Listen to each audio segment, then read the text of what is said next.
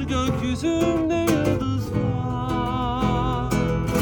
Aşk penceremde gülen bir çocuk sana bakar.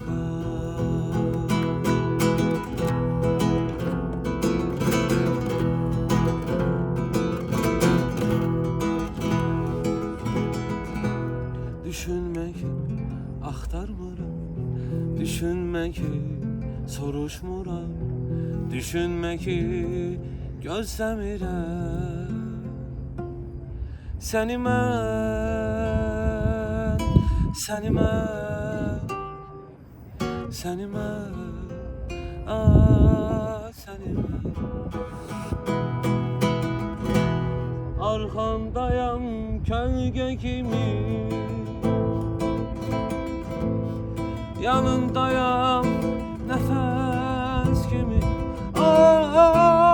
bir səs kimi.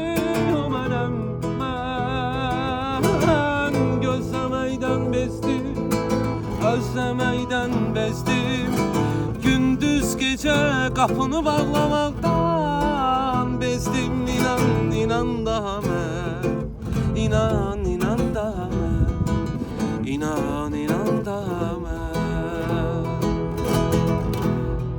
Dünya sona yetsə də, könlüm sona yetsə də, kalbimin hakimisən, sən o sən.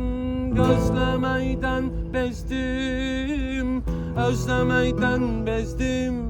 Gündüz gecə qapını bağlamaqdan bezdim. İnan, inan daha mən, inan, inan daha mən, inan, inan daha